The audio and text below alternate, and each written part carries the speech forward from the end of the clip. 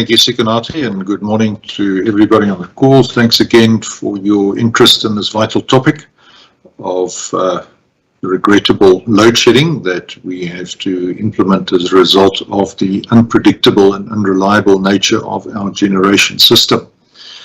An update on the system: we are doing a lot of maintenance at the moment, so our planned capacity loss factor is sitting at 4,804 megawatts out of maintenance. That's equivalent to about 12.23%, a very high percentage compared to what we have historically done.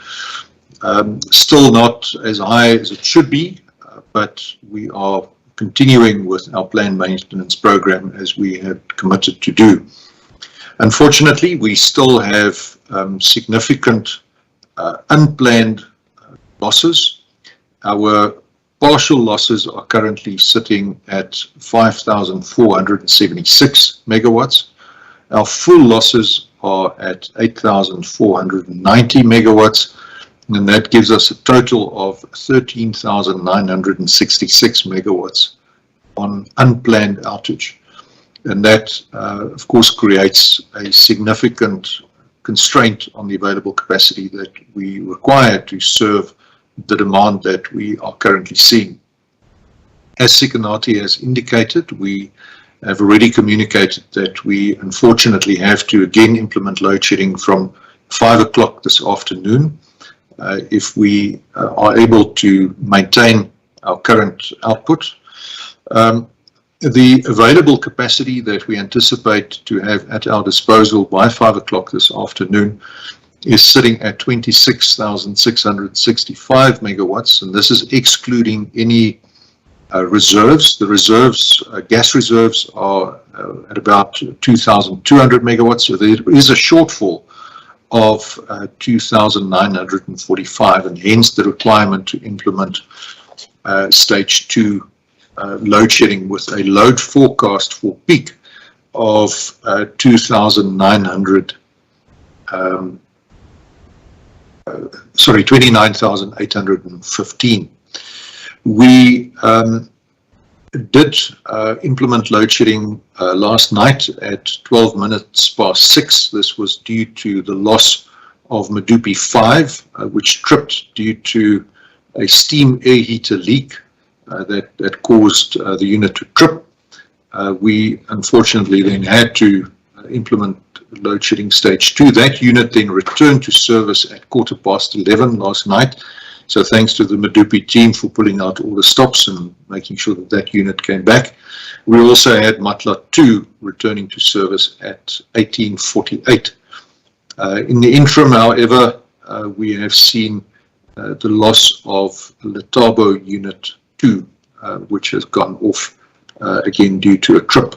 We, at this point in time, don't have a return to service as yet, but again, we anticipate that the teams will bring that unit back as quickly as possible.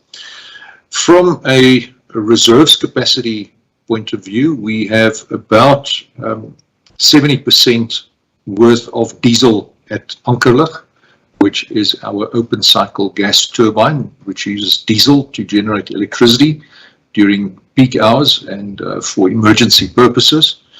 This is enough to keep all the units running for 24 hours. Now, this may seem like a lot. It actually isn't, because we have to replenish the diesel by road, and this creates some logistical challenges for us. So we need to conserve diesel at Ankerlig. We want to avoid using that as much as possible. Our other open cycle gas turbine facility is at Churikwa. That is sitting at a far healthier 85% diesel, because we have access to extensive off-site storage facility connected by pipeline, so we don't have the same logistics constraints. And there we have some 36 hours of operation if all units are utilized simultaneously. The heavy rain that we have experienced in KZN has contributed to some of the challenges that we've had with our operational performance.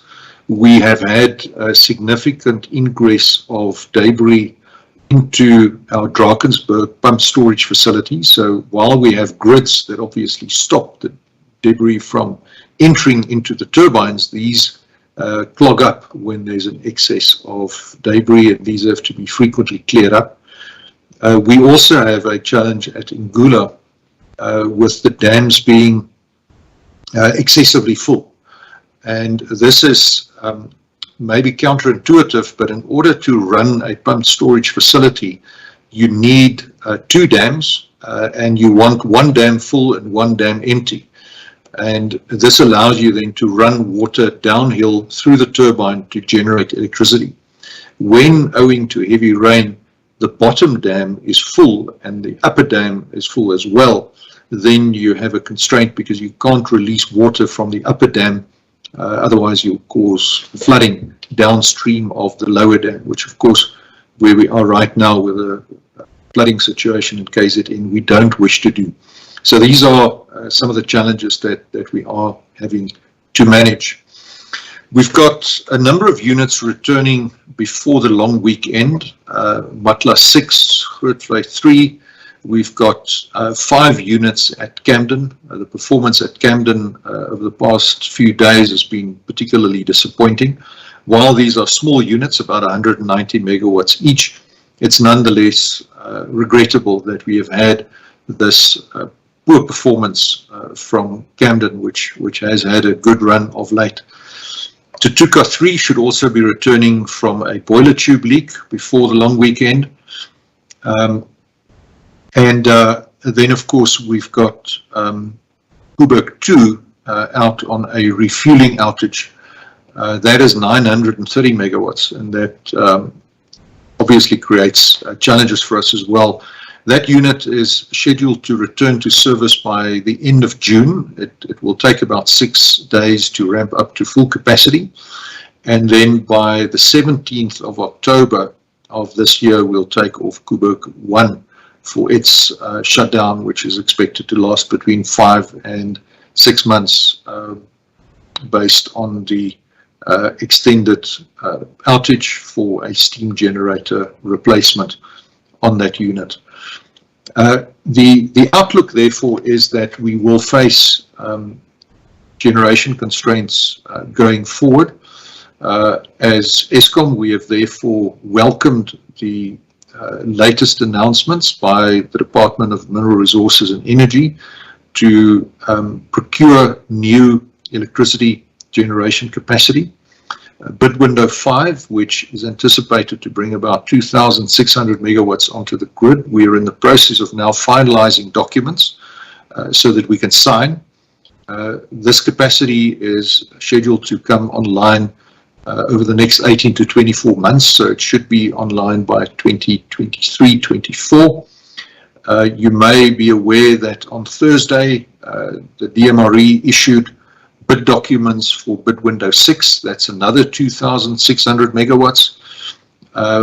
There's about a 4-month window during which this bid process will run, and if all goes as planned, then this capacity will come online by 2024-25, and we eagerly anticipate the rapid conclusion of that bidding process. The RMI PPP process, that's about 2,000 megawatts. There are still some documentary and legal issues that need to be resolved. That, if we can resolve those within the next 6 weeks or so, then we should have that capacity on the grid. Obviously, a number of different projects again in 2023-24. So from round about the middle to the end of next year, we should start seeing additional capacity coming onto the grid, as we have advocated for quite some time now, and we really look forward to that capacity being added to alleviate some of the pressure that we're currently experiencing, and obviously that will considerably assist in giving us the headroom to continue to carry out the much needed maintenance on our coal-fired fleet. Eskom itself is also playing a proactive role in alleviating constraints to new capacity addition. We have, on Friday, the 8th of April, we issued an inquiry to the market for proposals to build renewable energy on land, Eskom land, adjacent to our power stations where there is sufficient grid connection capacity, and grid connection capacity is the key constraint that could hold back further capacity additions. So where we have existing grid capacity, we are now making available land. This is a first of its kind type of process that we are running. We anticipate that we'll get some 1,000 megawatts as a consequence of this process. Again, in about 18 to 24 months, that capacity should start making its presence felt. So the various steps that are being taken by Eskom as well as by the IPP office to bring new capacity onto the grid, these are in progress, but it will take some time. And in the meantime, we obviously continue to appeal to the South African public to use electricity wisely, sparingly, particularly during peak hours when demand is at its highest. We are approaching winter, where we will throttle back on our planned maintenance. So we will not be doing as much maintenance as we have been doing during the summer months. And we have also historically seen that the generation fleet performs much better during winter months when the weather is cold and dry, the air is denser, and we get better combustion performance out of our coal-fired power stations.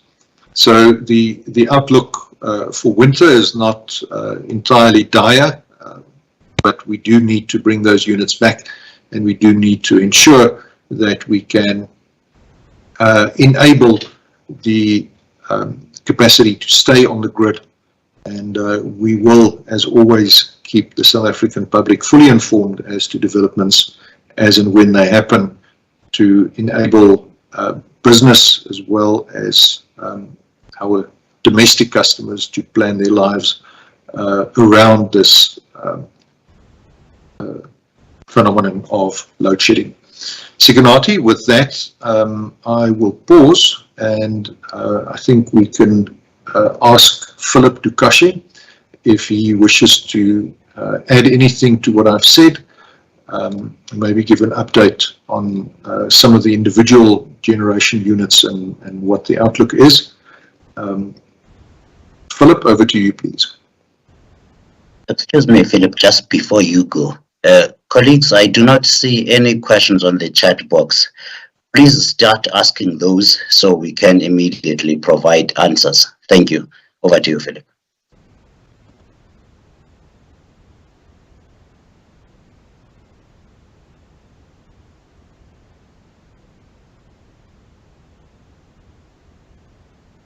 We seem to have some connection problems with Philip. I'll try and hope my colleagues can be able to locate him and assist him.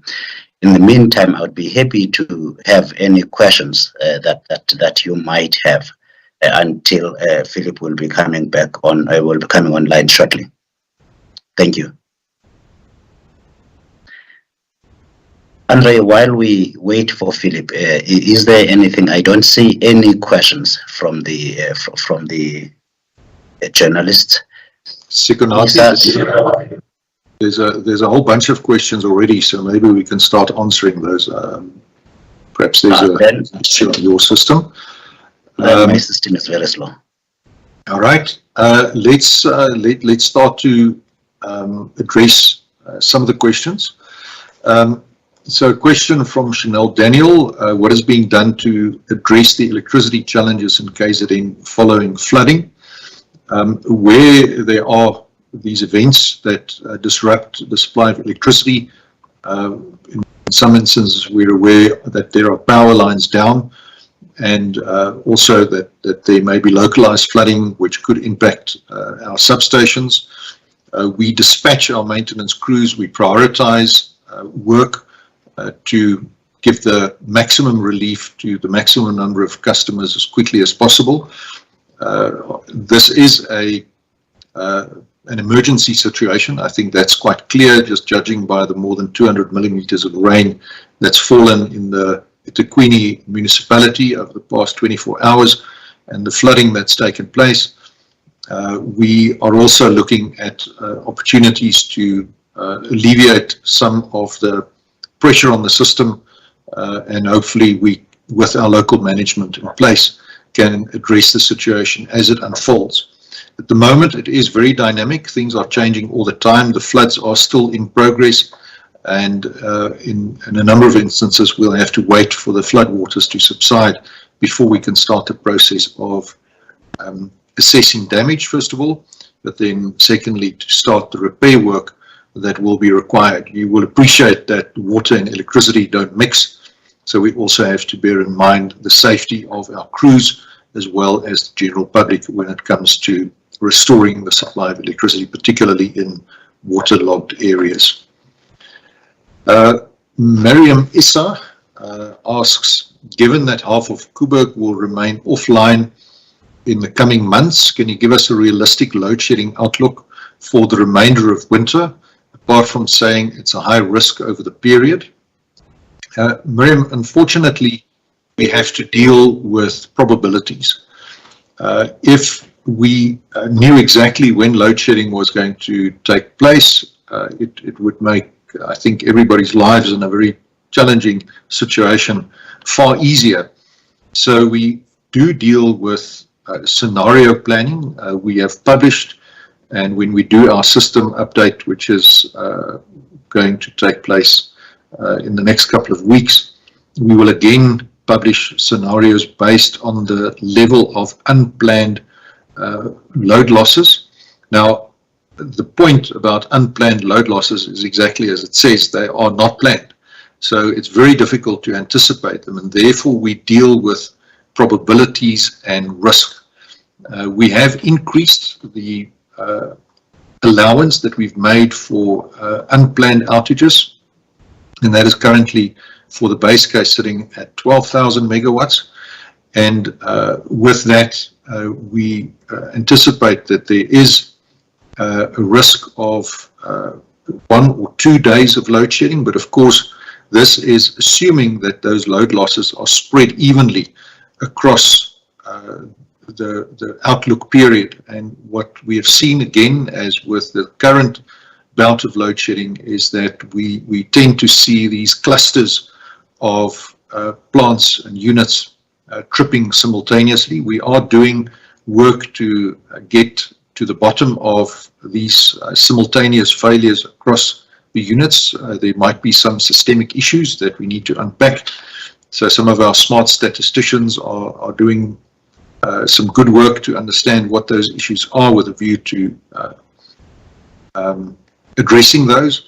But the point is that it is really difficult to give you a firm outlook on load shedding, except to say that while we do not have enough spare capacity on the grid, and given the maintenance backlog that we are working hard to address, there remains a risk of load shedding going forward.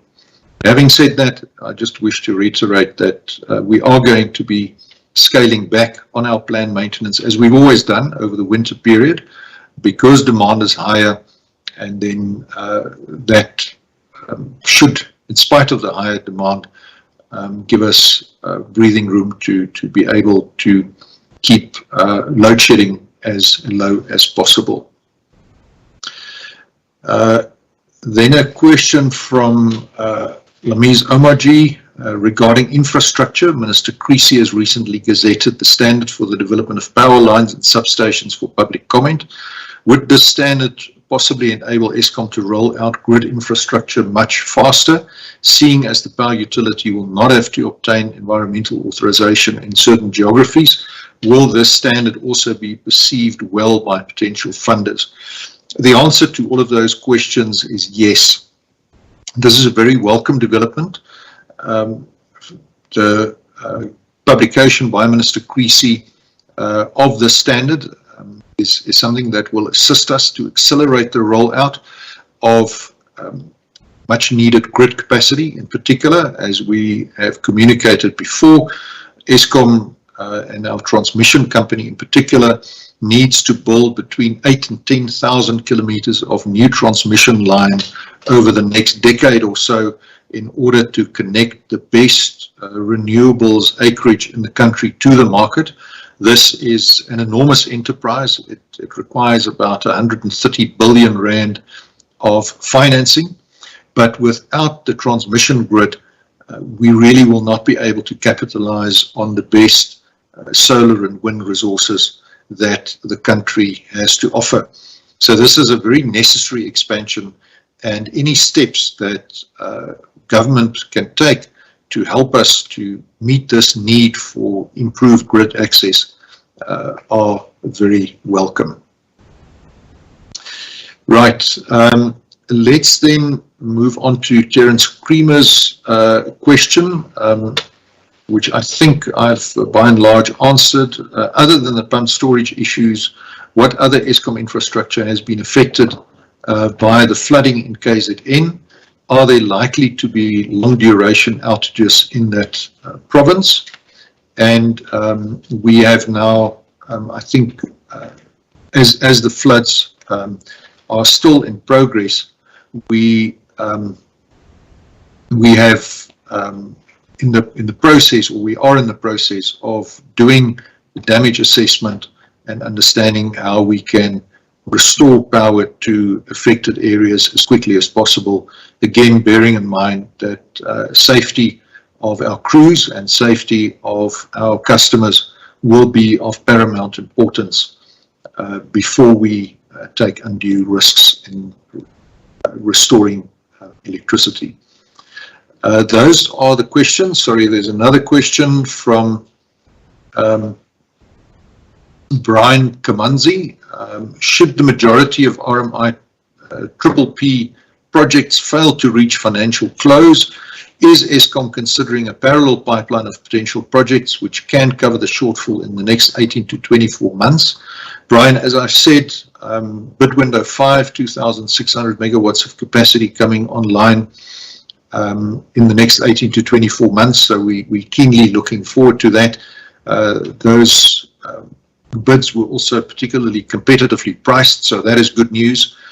We've got bid window 6, and then, as I mentioned, we have the Mpumalanga land initiative, and this is, I think, quite an important one for us to consider when we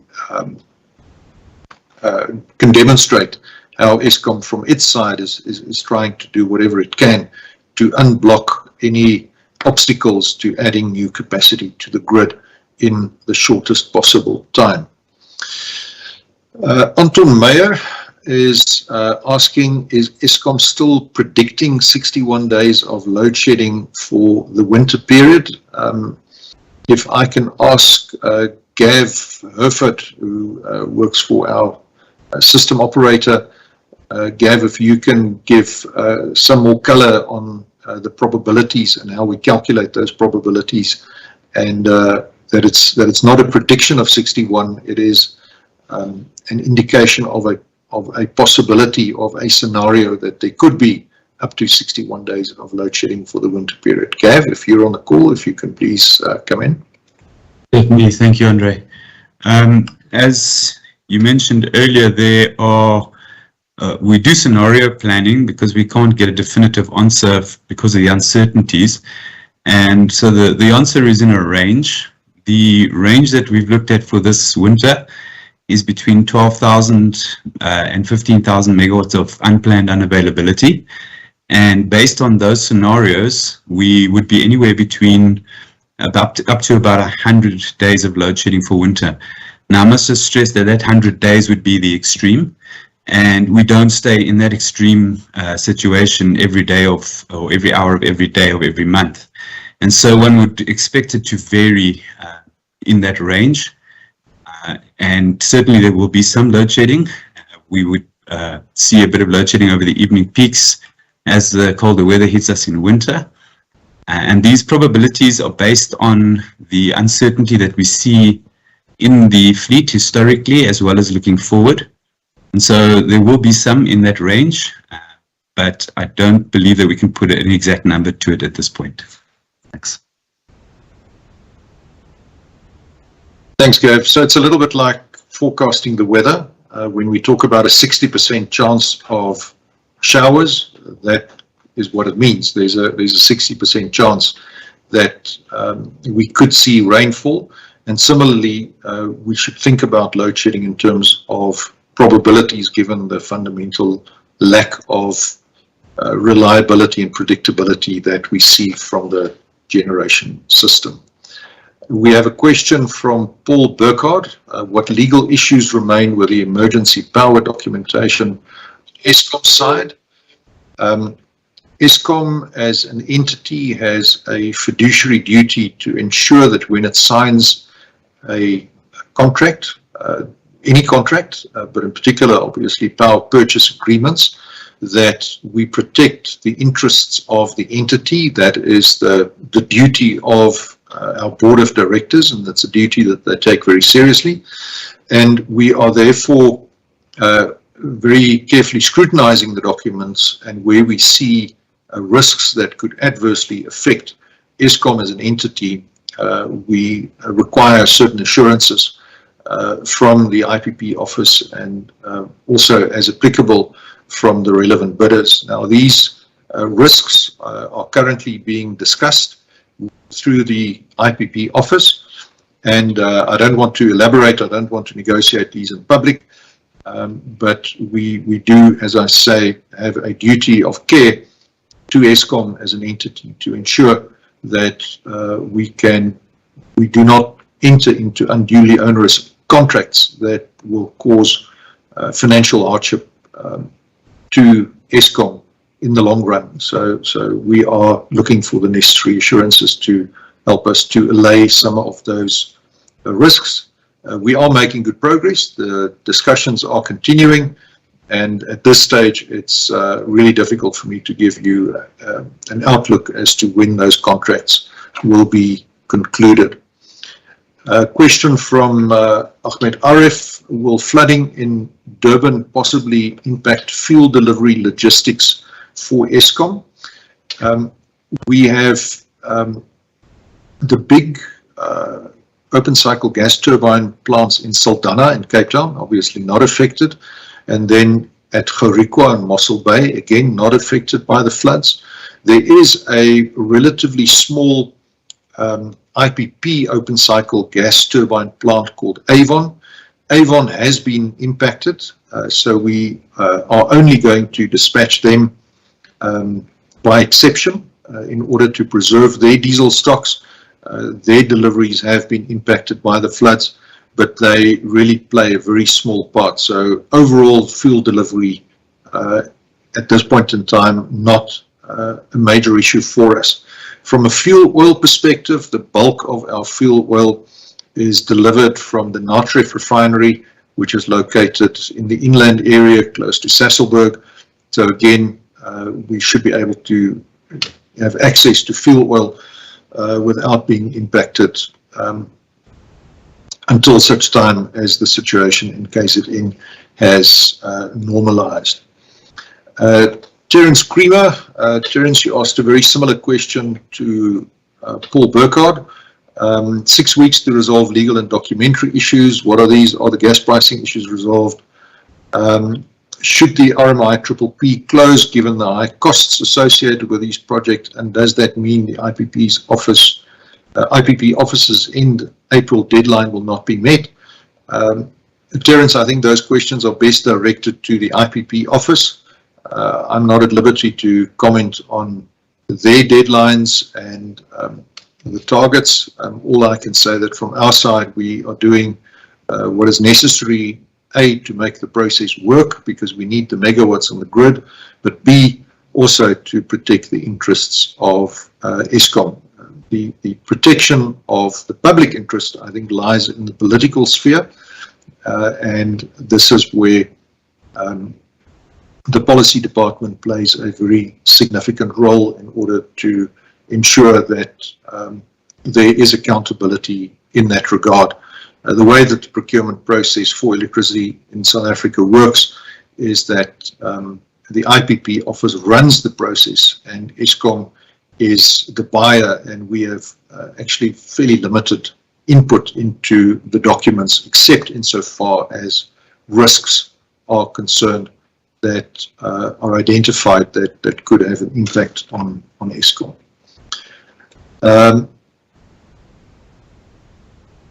Right, then we have a question from Anastasi Makhobu. Given that we are in the rainy season, what is being done to avoid load shedding throughout the season? Is there enough coal to sustain the utility throughout the rainy season? Anastasi, the answer to your question is yes, there is enough coal. We don't have coal supply issues. Our coal stockpiles are healthy, so we don't have major issues as far as the availability of coal is concerned. The heavy rain up to now has not had an undue impact on our coal supply situation due to good work done at the power stations to improve our rain readiness. You may recall that in 2019 we had very heavy rain, and the coal stockpiles were not adequately prepared, and that was a major contributor to the implementation at that time of load shedding stage 6. We have learned that very dear lesson, and we have put in a lot of effort to improve our rain readiness of our coal stockpiles. And the prognosis as we emerge from the end of the rainy season is fairly good, that we will not have any coal supply issues.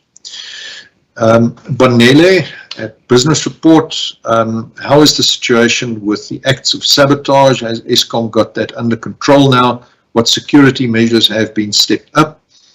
Bonele, yes, as I always say, I'm reluctant to cry wolf when it comes to alleged acts of sabotage. It's only where we have incontrovertible evidence of sabotage that we will call that out as we see it. The current lack of reliability is not attributable to sabotage. We have no reason to believe that there is any sabotage involved. It is far more to do with the age of the plant and the fact that the plant has been poorly maintained. These issues have now manifested themselves. We have substantially improved our security at our plants. We now have guards inside the plant at key points.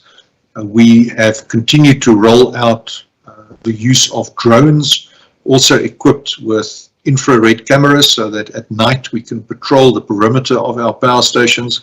That has led to a number of incidents of crime being avoided, so not sabotage, but economic crime, in particular cable theft.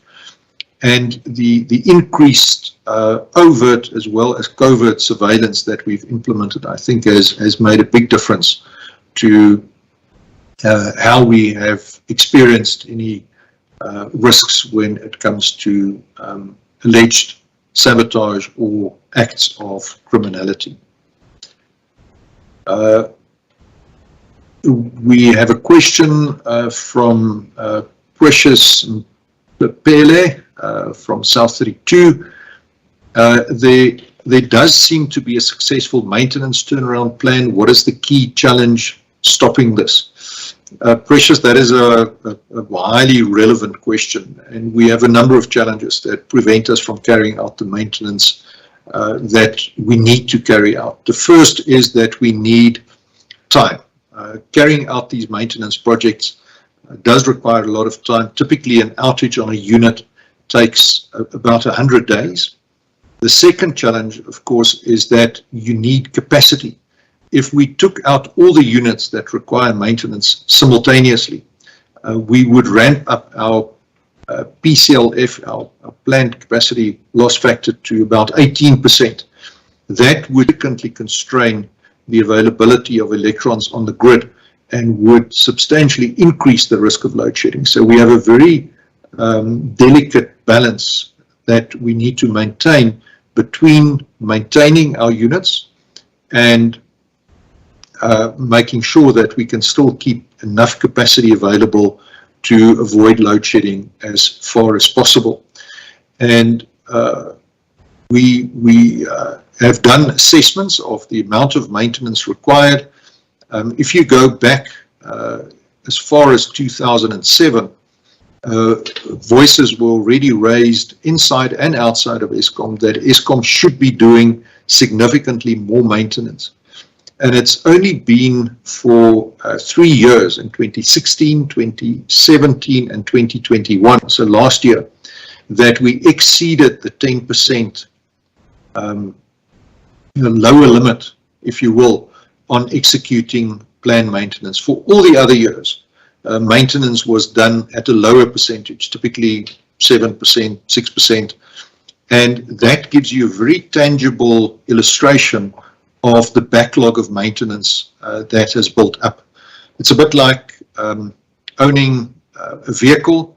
You drive it to town in first gear, you rev it with the rev counter in the red all the time, and you don't stop for replenishing your oil, you don't stop to carry out scheduled services, and over time, if you can achieve 40 kilometers an hour while your vehicle is still new in first gear, over time, as the pistons wear out and your lubrication becomes less effective, you start to lose speed, and your energy availability factor, just to complete the metaphor, then starts to drop. So our energy utilization factor, our EUF, has consistently over the past 20 years been higher than what it should have been. So we've run our plants higher. We haven't carried out the maintenance that we should have. And again, this is a 20-year problem that's built up. And we have, as a consequence, seen the top speed of our vehicle drop. And that is the energy availability factor. And the reason for that is that we've run our plants too hard and we haven't done the necessary maintenance. And that, I think, is a difficult message to convey, obviously, but clearly we sit with 2 decades worth of unattended to maintenance, and these consequences clearly are playing out in the unreliable nature of the plants that we've currently got. We also have challenges, to complete Precious's question, with funding. We have had very good discussions with National Treasury, and we are able now to relieve the funding constraints that we have to make available funds sufficiently long in advance to buy long lead spares. On some of these spares, it takes up to 24 months for the spares to be procured, and you need to pay for those spares, obviously, otherwise they will not be delivered. So funding has been a constraint. We've now relieved that constraint, and we're now able to procure spares and carry out the work.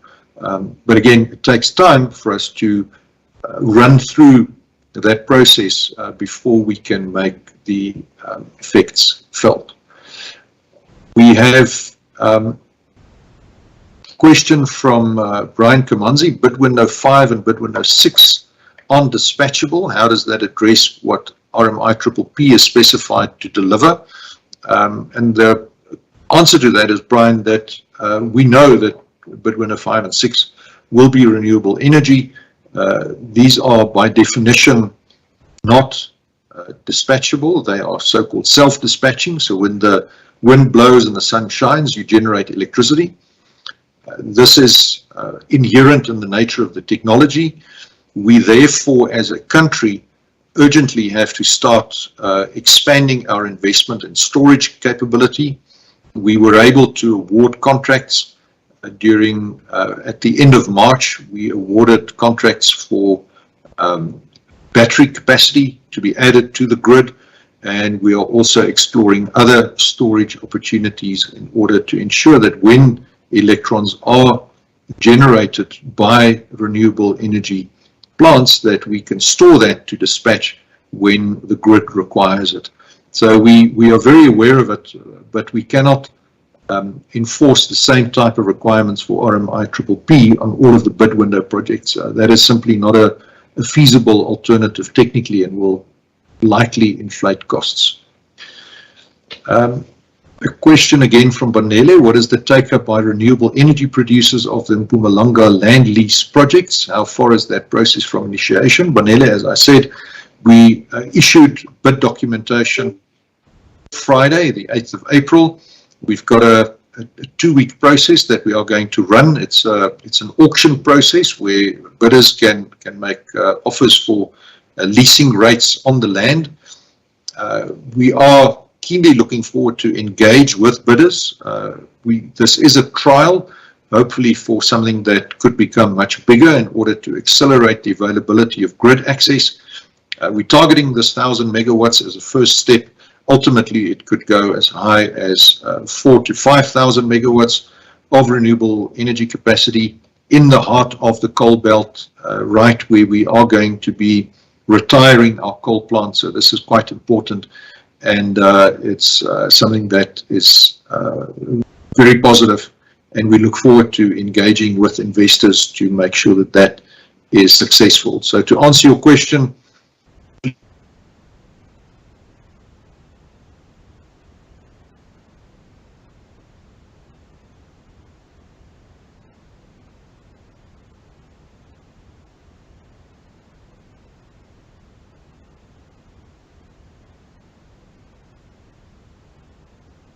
all right, Sikonati, should I pause there for the moment? There are still a number of questions, but I've covered a number of them.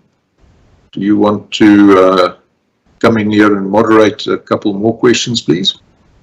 Andre, thank you very much. Technology has won over me.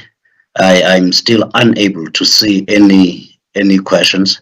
The chat is just completely muted on my side. Technology has won. You have been doing very well without me. Thank you. If you will continue.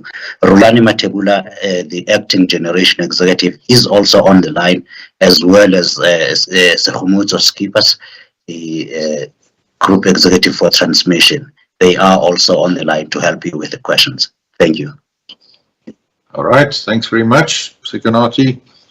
I've just had one of my colleagues add that bid window 5 does include some storage, and we are also including ancillary service in bid window 6. So that should go some way to assisting us with the self-dispatching nature of these plants.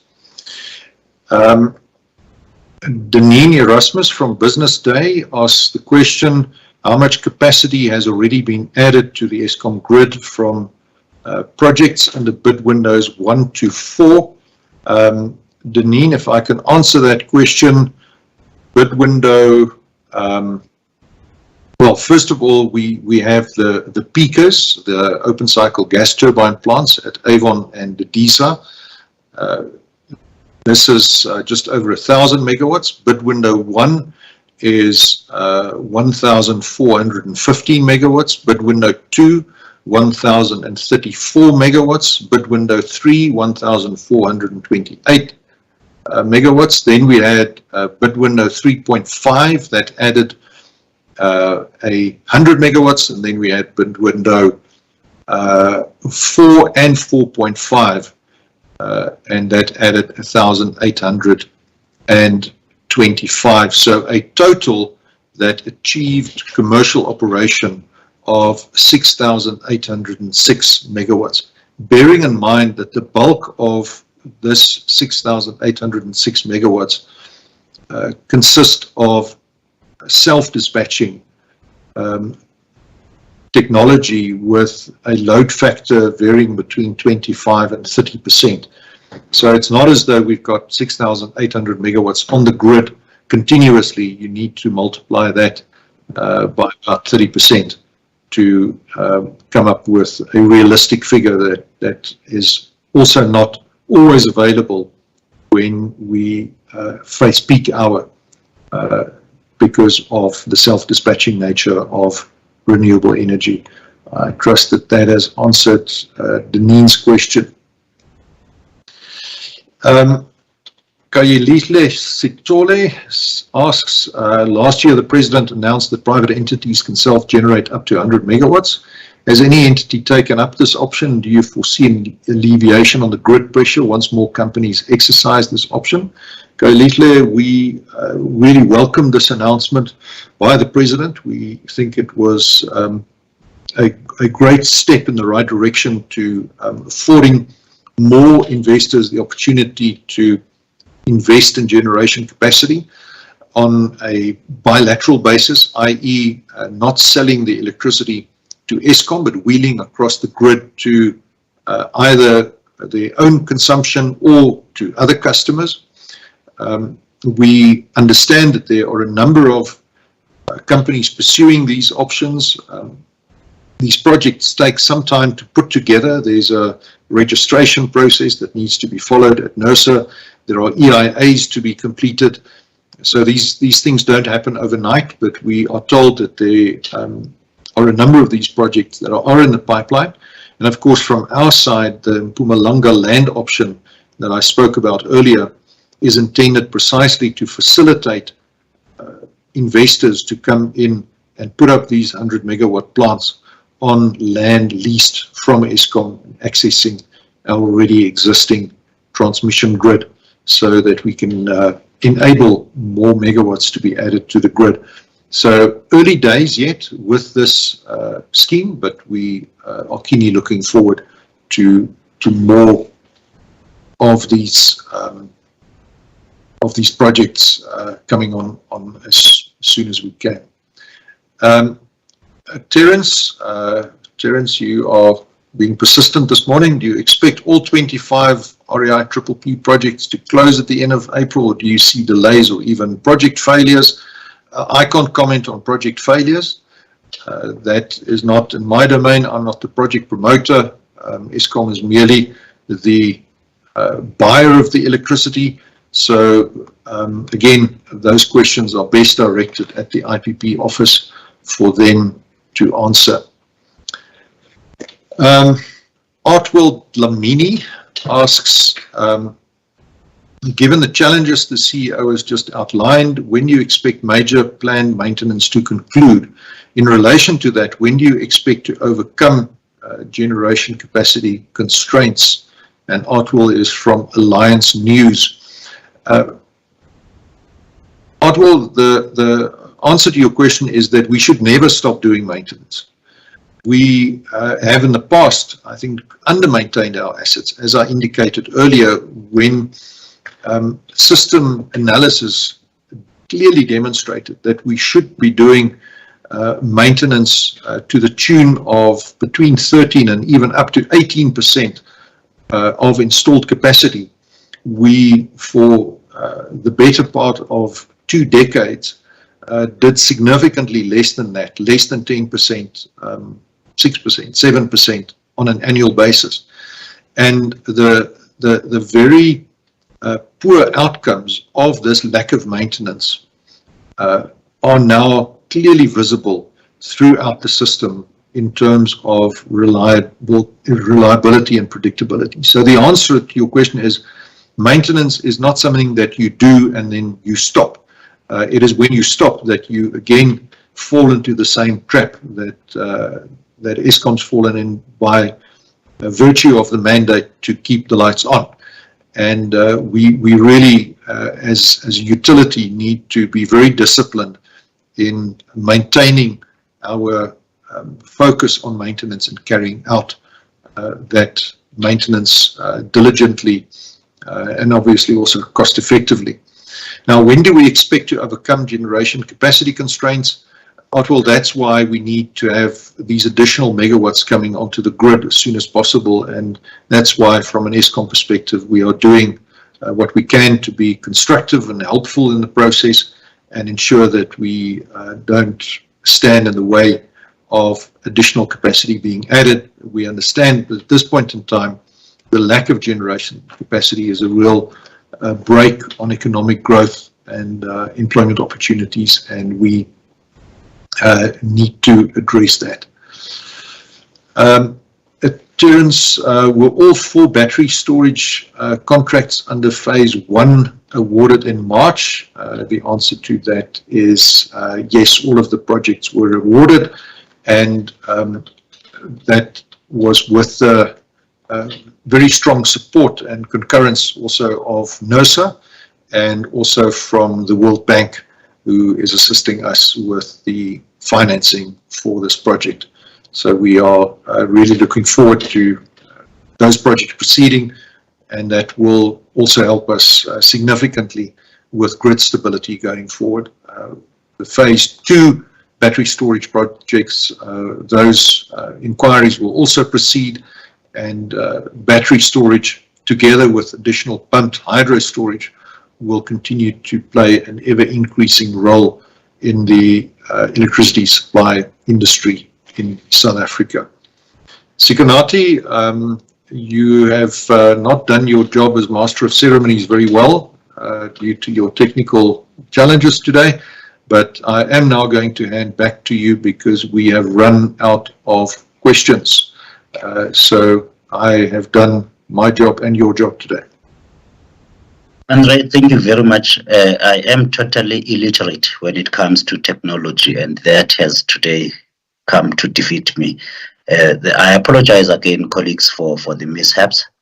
Those are the pleasures of working from home. The IT team would have solved the matter already. Thank you again for all your questions and for your attendance this time. Just in summary, load shedding will be implemented at stage 2 at 5 p.m. and that will go all the way until 5 in the morning on Wednesday. Thank you so much again for your attendance. We shall share the recording to this particular media briefing as soon as it is available.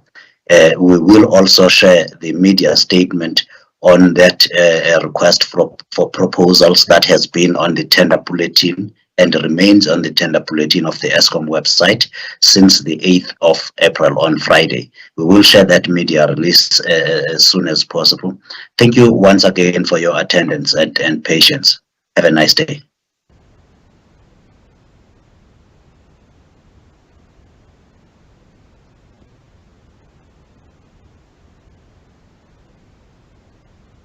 Boom.